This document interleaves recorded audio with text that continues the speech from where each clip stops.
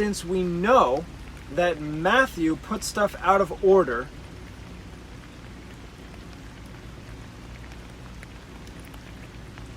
what if he went into the boat, gave both his parables, the parable of the sower and the parable of the tares, the wheat and the tares, then came in, dismissed the crowds, as it said in Mark? That's when he gives both explanations. They asked of him the parable. He explains the parable of the sower. Later on in Matthew this time, because the wheat and the tares parable is only in Matthew, but it seems pretty clear that this is the same situation, the same scenario. It says, "Then Jesus sent the multitudes away and went into the house, and his disciples came to him, saying, 'Declare to us the parable of the tares of the field.'" Again, from the very beginning, it seems from the context, from explaining in Matthew and in Mark, that all these events are happening in one day. It doesn't make sense that he would get into the boat, have the crowd, speak to the crowd, come in, dismiss all the crowds, give a private explanation, get back into the boat, have all the crowds come back together, give another parable, then come back, dismiss the crowds a second time, and then give another explanation of the parable. That makes no sense. It sort of makes sense if they're 2 different days, like how Michael Rood has it, but it seems as if, just from a plain reading in Matthew and Mark, that this is one day. So because of that, because I'm trying to just go with the contextual clues from the Bible and not leaning on anyone else's interpretation, even Michael Rood's, despite how accurate I believe it mostly is, we know Matthew put stuff out of order. What if he gives both parables in a row, and then he goes on to say the kingdom of heaven is like a grain of mustard seed, the kingdom of heaven is like leaven. And that also might be in private. It's not clear, because when he's giving his interpretation to his disciples, it just continues on. But it's the same style as when he's preaching to the crowd. So what if he's giving both parables to the crowds in one setting? He comes in from the boat, dismisses the crowds. When they're gone, I'll have to find a way to put that together with Matthew and Mark, if that's how I'm going to go with it, to say after everyone leaves, then his explanation of the parable of the sower. Then right after his explanation, I could put his explanation of the parable of the wheat and the tares, and then he says, let's cross over. And even though it seems to imply that from Mark, he's staying in the boat, and while he's still in the boat, they just leave. The same day, when the evening was come, he said to them, let us pass over to the other side. And when they had sent away the multitudes, they took him even as he was in the ship. And there were also with him other little ships, and there arose a great storm. So even as he was in the ship, it seems like he never got out. But there had to have been a time when he got out, because in Matthew, it says he went to the house. And Jesus sent the multitudes away, went into the house, and his disciples came to him, saying, declare to us the parables of the tares. So he definitely goes into the house. If these were 2 different days, he could go into the house the first time, give an explanation, come back, multitudes come back, second parable, and then he stays in the ship and goes. I think that's a little bit of a stretch. Even Michael Rood doesn't think that he goes into the house the first day, and then the second day stays in the boat. So I think it all is one day, as we can get from the context of Matthew and Mark. He goes into the ship, gives 2 parables, or at least those 2 main parables, and maybe even those quick short parables at the end, while still in the boat. Then he comes in, dismisses the crowds, goes into the house, and gives both his explanations. Even though in Matthew it has the parable of the sower, then the explanation, then the parable of the wheat and the tares, then that explanation.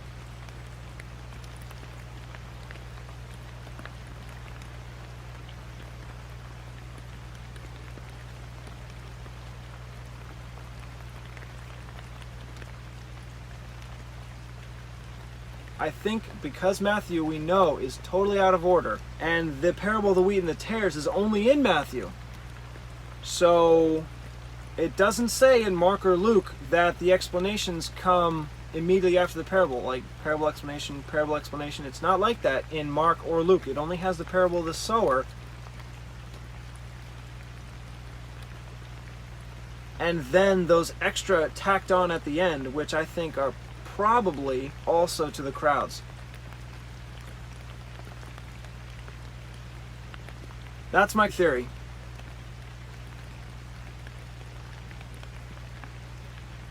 I came up with that on my own. I didn't get that from Mike Rood. I didn't get that from online, from anyone else. I think that is the best way of looking at this and fitting it into what else is said from Matthew and Mark, that the same day his family came to him is when he gave the parable of the sower, and the same day he gave his explanation of the parable of the sower is the day that he got into a ship and calmed the storm. So all one day. Perhaps what Mark says, that his explanation of the parable of the sower is the next day after he dismisses everyone. I just don't see it though. You could maybe then say yes, in Matthew, the explanation of the parable of the sower, even though it's right after the parable of the sower, is the next day. I just don't see it. The only thing that Michael Rood has and says is the next day, that breaks this apart into at least 2 days, is his return to the house and his explanation of the parable of the wheat and the tares. Unless he has some other context, it seems like it is all one day. And the best way to make sense of that is that it's kind of out of order from Matthew, that he gives both parables while still in the ship, dismisses them all, and then in private gives both explanations to the disciples. I feel like I'm kind of going out on a limb here. I haven't disagreed this much yet with Michael Rood, and except for moving the Sermon on the Mount over to the Sermon on the Plain, which is a little bit later as recorded in Luke, I don't think I've disagreed this much with the Gospel of Matthew, at least as how it's written. But there have been times, and we know, I mean, after this, it doesn't even have the event of Jesus getting into the ship to calm the storm. That was recorded chapters earlier. I think it's like chapter 8. We're in chapter 13 already. So I'm okay saying it's out of order in Matthew. The only thing that still gives caution, or that makes me wonder if I'm doing something weird here, is that Michael Rood has it differently. He's got the parable of the sower, then the explanation, even though they're alone, and then the parable of the wheat and the tares, still the same day, or at least he says the same week. He doesn't break it down into days. He says week 26 and then week 27. After the parable of the tares, it just says the next week is the explanation of the parable of the tares. Could be the next day. I just don't see it. I just don't see how you can get 2 different days for the parable and the explanation between those mentions in Matthew and Mark, that it's the same day. It's like A and B same day, then Mark, B and C same day. So, same day. I think I'm just going to go with how I see it. I'm going to reorder the explanation of the parable of the sower, which is Matthew 13, 10 through 23, and I'll put that later after 36.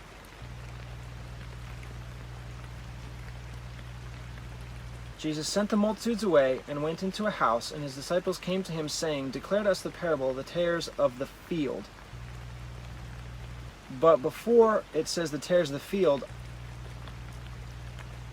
I'll put verse 10.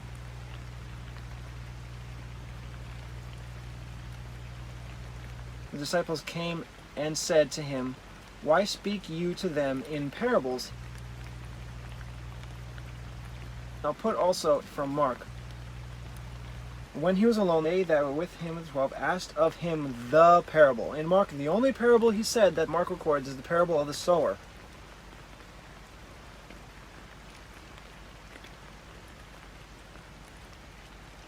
So I'll put that one in with verse 10, have his explanation, and then have the rest of verse 36. And his disciples said, "Declare to us the parable of the tares of the field." So they're asking him for the first explanation. Then when he's done with that, they just go right into, okay, explain to us the next parable. And then after the explanation, I'll finish with Mark so that it'll then say, somehow I'll have to fit it in here, the same day when the evening was come, he said to them, let us pass over to the other side. And when they had sent away the multitude. Now, I think that they were already alone, because it said earlier in Mark, when he was alone, they that were about him with the 12 asked of him the parable. And this is the explanation of the first one. Unless I'm going to say the explanations aren't just later from the parable, that both parables are switched, I'm just not going to get into that. I'm not going to do that.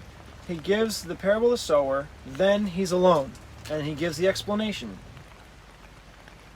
Then he's already alone. The same day, when the evening was come, he said to them, let us pass over to the other side. And when they had sent away the multitude. So I guess I can sort of see if he's already alone earlier, and then later on in these verses he says when they sent away the multitude, that maybe this is a different day, but it says the same day that he's giving this explanation. I would have to add another day in here somewhere.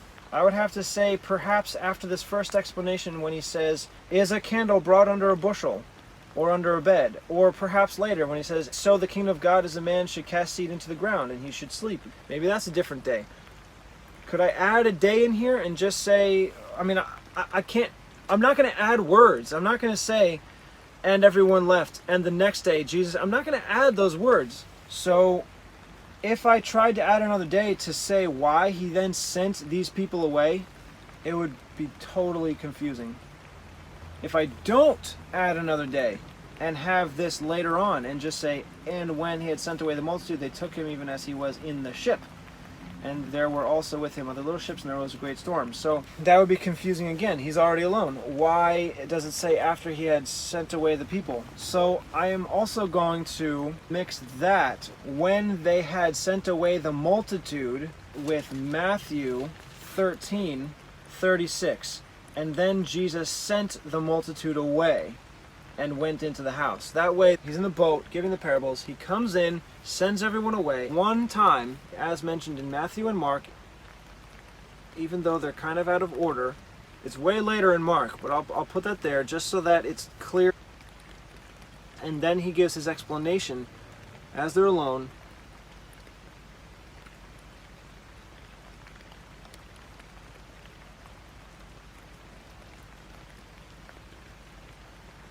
And then the evening comes, and they get back into the boat and cross over the ship. That's how I'll put it.